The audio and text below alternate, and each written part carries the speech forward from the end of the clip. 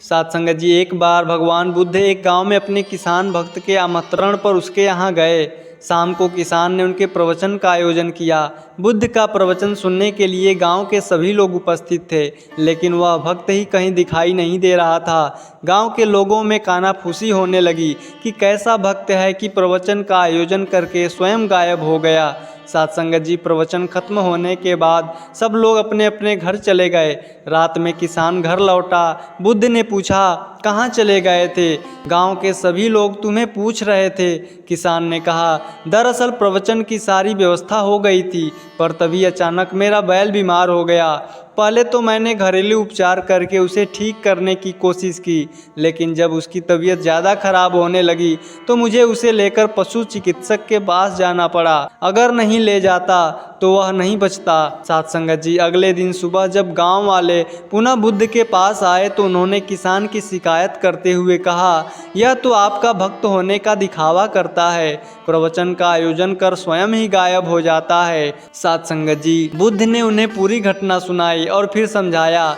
उसने प्रवचन सुनने की जगह कर्म को महत्व देकर यह सिद्ध कर दिया कि मेरी शिक्षा को उसने बिल्कुल ठीक ढंग से समझा है और उसे अब मेरे प्रवचन की आवश्यकता नहीं है। मैं यही तो समझाता हूँ कि अपने विवेक और बुद्धि से सोचो कि कौन सा काम पहले किया जाना जरूरी है। यदि किसान बीमार बैल को छोड़कर मेरा प्रवचन सुनने को प्राथमिकता देता तो दवा के बगैर बैल के प्राण निकल जाते। उसके बाद तो मेरा प्रवचन देना ही व्यर्थ हो जाता।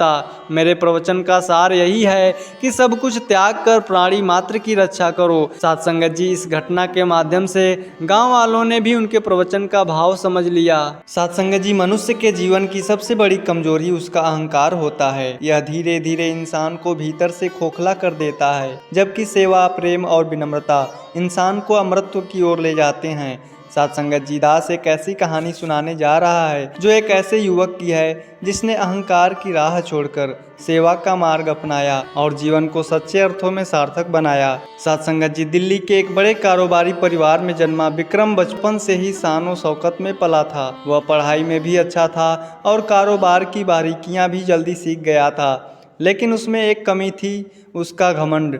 उसे लगता था कि पैसा और शोहरत ही सब कुछ है। वह दूसरों को नीचा दिखाकर बहुत खुश होता। कभी नौकरों से कठोर भाषा में बात करता, कभी सहपाठियों का मजाक उड़ाता। धीरे धीरे उसकी वह आदत बन गई और वही पहचान बन गई। लोग उससे डरते थे, पर दिल से कोई भी उसे पसंद नहीं करता था। विक्रम के माता पिता समझदार थे। वे चाहते थे कि बेटा उनका भी दूसरों की तरह विनम्र और सेवा भाव वाला बने। कई बार उन्होंने उसे समझाया, बेटा दौलत से नहीं, सेवा और प्रेम से इंसान महान बनते हैं। लेकिन विक्रम हर बार मुस्कुराकर कहता, आजकल के ज़माने में सिर्फ पैसे की इज्जत होती है, सेवा करना गरीबों के लिए होती है, अमीरों के लिए नहीं। साथ संगत जी, माता पिता असहाय थे। वे केवल यही सोचते रहते थे कि एक दिन जरूर उसके जीवन में बदलाव आएगा। साथ संगत जी, एक दिन विक्रम के पड़ोस में रहने वाले अंकल ने उसके पिताजी से कहा, हम कल निरंकारी मिशन के सत्संग में जा रहे हैं, आप भी चलिए। साथ संगत जी, विक्रम के पिता चाहते थे कि बेटा भी हमारे साथ चले। उन्होंने जोर देकर कहा, बेटा चलो ना, थोड़ा समय सत्संग में बिताओ, मन को शांति मिलेगी। मन मारकर विक्रम भी चला गया। सत्संग में प्रवेश करते ही उसे अजीब सी शांति महसूस हुई। चारों ओर शांति फैली थी। ना कोई वहाँ बड़ा था, ना कोई छोटा था, सब बराबर था। साथ संगत जी, एक संत मधुर स्वर में गा रहे थे, मन का मैल मिट जाए जब सेवा सिमरन बस जाए। विक्रम को यह सब नाटक जैसा लग रहा था। उसने सोचा, यह सब दिखावा है, असली दुनिया में पैसे और ताकत ही चलते हैं। साथ संगत जी, तभी स्टेज पर एक बुजुर्ग संत आए और बोले, महापुरुषों, अहंकार इंसान को अंधा कर देता है। जो सोचता है कि मैं सबसे बड़ा हूँ, वही सबसे छोटा रह जाता है, और जो झुक जाता है वही सबसे ऊंचा उठता है। सेवा से बड़ा कोई धन नहीं और विनम्रता से बड़ी कोई ताकत नहीं। ये शब्द विक्रम के दिल में उतर गए। पहली बार उसने सोचा, क्या सच में मेरा घमंड ही मेरी कमजोरी है? कुछ दिनों के बाद सत्संग में सेवा का आयोजन हुआ। सभी लोग सेवा कर रहे थे। कोई पानी पिला रहा था तो कोई जूते चप्पलों को सजा रहा था। विक्रम से भी कहा गया, बेटा तुम जरा बाहर जूते सजाने में मदद करो। साथ संगत जी पहले तो उसे बहुत गुस्सा आया। उसने सोचा मैं इतने अमीर का बेटा हूँ और यहाँ जूतों की सेवा करूँ, लेकिन किसी कारणवश वह वहाँ खड़ा हो गया। थोड़ी देर के बाद उसने देखा बच्चे भी हंसते हुए सेवा कर रहे हैं, बुजुर्ग भी झुककर काम कर रहे हैं और हर किसी के चेहरे पर संतोष और खुशी है। साथ संगत जी धीरे धीरे उसने भी जूतों को हाथ लगाया। उस पल उसे एक अजीब सी शांति महसूस हुई। मन में एक आवाज़ आई, यही असली इज्जत है, दूसरों की सेवा करना। साथ संगत जी उस दिन के बाद विक्रम का व्यवहार बदलने लगा। अब वह नौकरों से प्यार से बात करना शुरू की, दोस्तों की मदद करने लगा और हर हफ्ते सत्संग में जाकर सेवा करना प्रारंभ किया। लोग आश्चर्य से कहते, ये वह विक्रम है जो कभी अहंकार से भरा रहता था, लेकिन अब वही प्रेम से बातें कर रहा है, सेवा कर रहा है। उसके माता पिता की आंखों में आंसू आ गए। साथ संगत जी एक दिन उसके ऑफिस में बहुत बड़ी समस्या खड़ी हो गई। कंपनी के कुछ कर्मचारी हड़ताल पर चले गए। पहले वाला विक्रम उन्हें डांटता और निकाल देता था, लेकिन अब उसने शांत मन से उनसे बात की। उसने कहा, मैं मालिक नहीं, आपका भाई हूँ। अगर कोई कमी रह गई है तो मिलकर उसे सुधारते हैं। चलो साथ बैठकर समाधान निकालते हैं। साथ संगत जी सभी कर्मचारी भावुक हो उठे। वे बोले, सर हमें उम्मीद नहीं थी कि आप इतनी विनम्रता से बात करेंगे। हम आपके साथ हैं। कंपनी की समस्या तुरंत हल हो गई और विक्रम का सम्मान कई गुना बढ़ गया।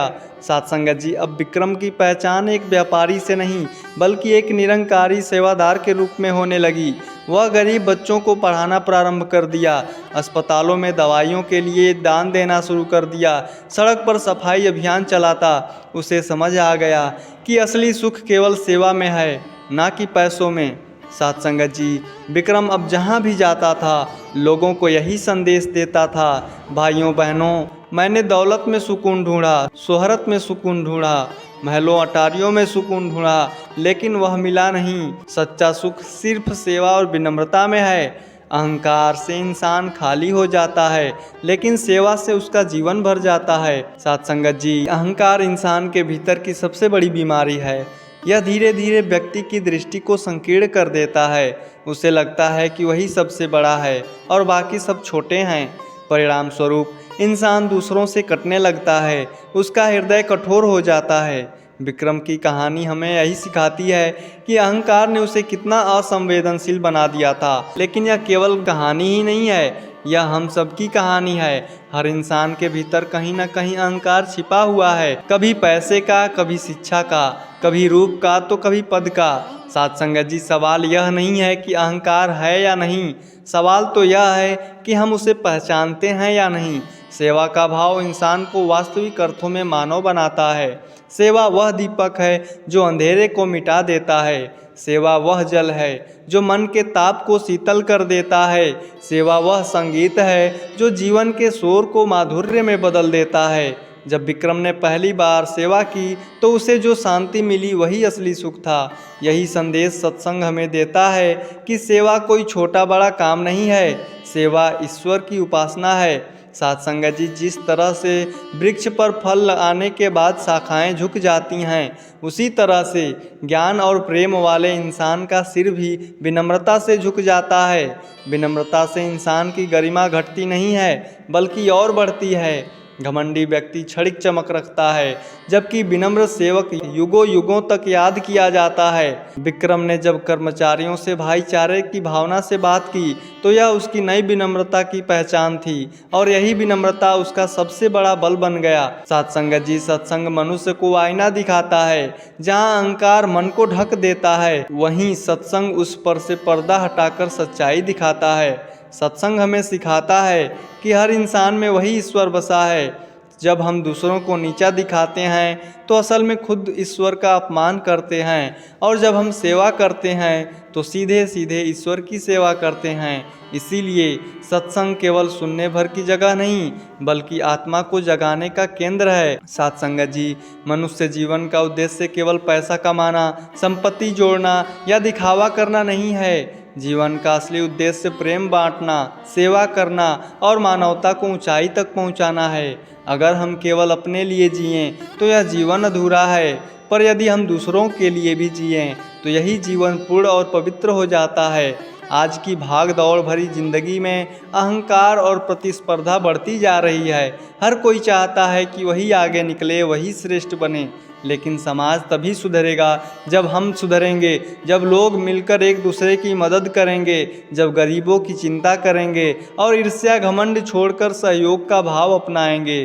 साथ संगत जी, विक्रम की तरह अगर हर व्यक्ति सेवा की ओर कदम बढ़ाए तो समाज से अन्याय और असमानता अपने आप मिट जाएगी। साथ संगत जी, निरंकारी मिशन में कहा जाता है कि ईश्वर हर जगह है, हर प्राणी में है। जब हम सेवा करते हैं तो ईश्वर को ही प्रसन्न करते हैं। इस दृष्टि से देखें तो सेवा केवल सामाजिक कार्य नहीं बल्कि यह आध्यात्मिक साधना है।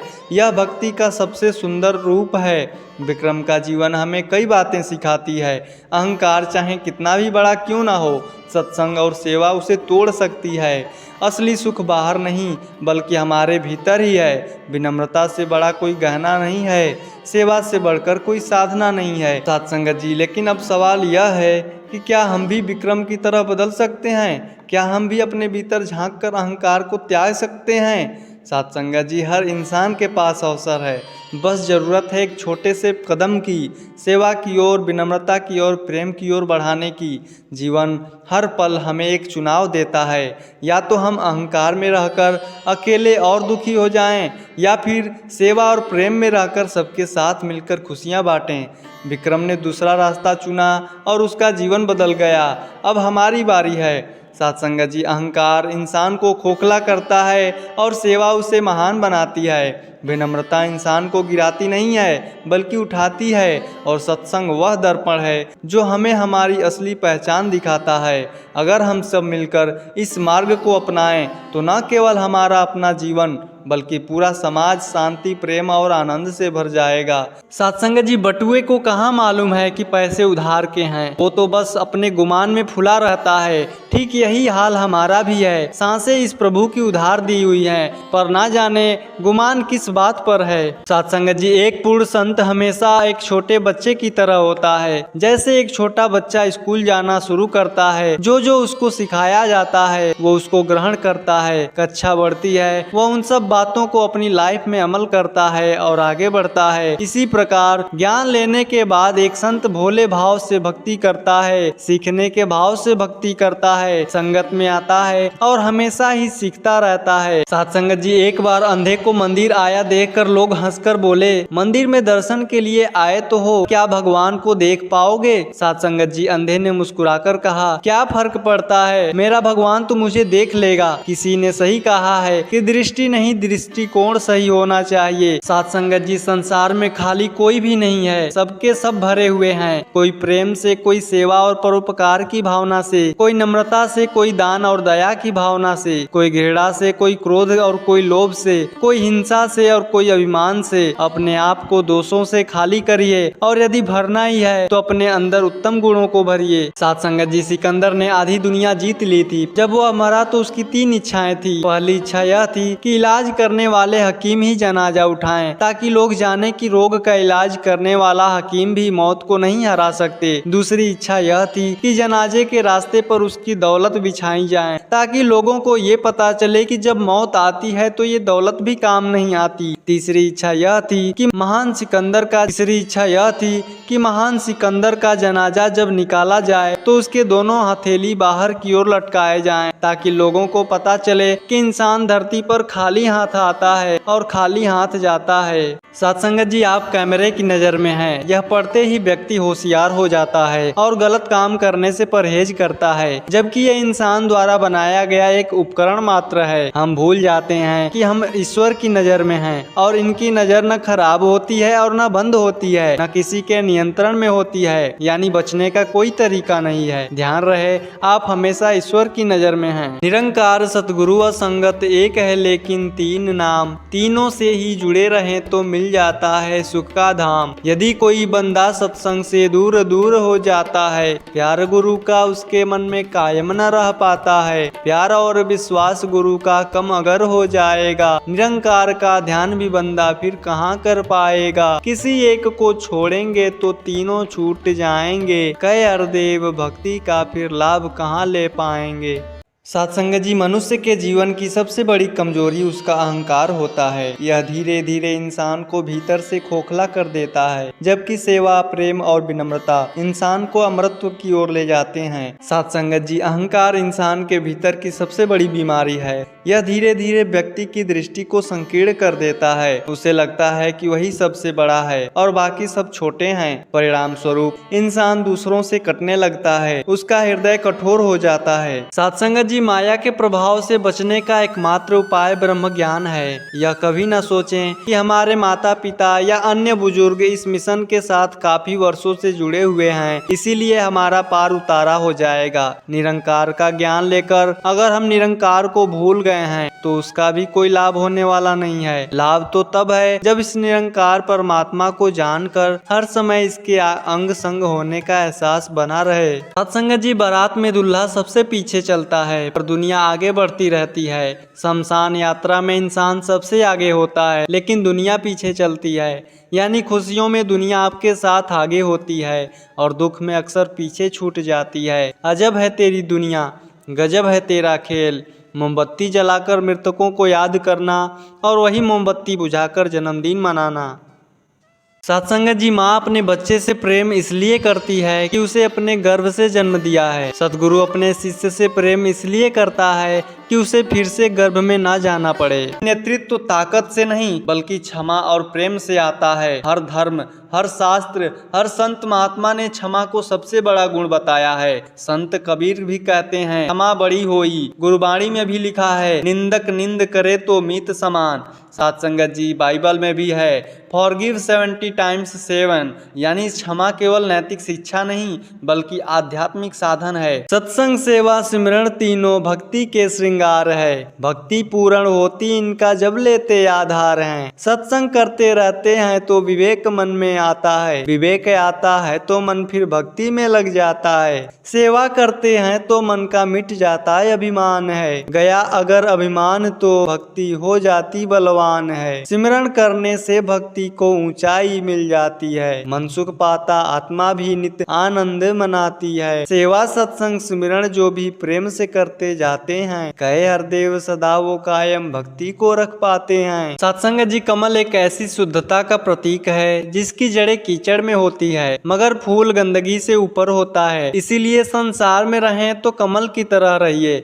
और कमल की तरह ही खिलिए, लेकिन नकारात्मक चीजों को अपने ऊपर हावी मत होने दीजिए। सत्संग जी, भक्तों ने हमेशा परमात्मा पर पूर्ण रूप से विश्वास किया। ऐसा विश्वास नहीं किया कि जब तक जीवन में सब कुछ हमारे हिसाब से चल रहा है तब तक तो इस परमात्मा पर विश्वास है। जिस समय भी कोई ऐसी घटना घटी जो हमारे मन के मुताबिक नहीं है तो हम परमात्मा के किए में ही नुक्स ढूंढने लगते हैं, मन में शिकायतें आने लगती हैं। भक्तों ने हमेशा यही समझाया है कि हमें समर्पित होकर इस जीवन को जीना है। जो भी कार्य हो रहे हैं उनको सिर्फ मजबूरी की तरह नहीं करना बल्कि पूरे दिल से रहमत की तरह स्वीकार करते हुए अपने हर पल में परमात्मा को शामिल करके आगे बढ़ना है। तो साथ संगत जी, उम्मीद करते हैं कि आज की यह शिक्षा भरी कहानी आप सभी संतों को जरूर पसंद आई होगी। साथ संगत जी, आप सभी संतों से विनती है कि कृपया लाइक, शेयर और सब्सक्राइब करें तथा कमेंट बॉक्स में धन निरंकार जी जरूर लिखें।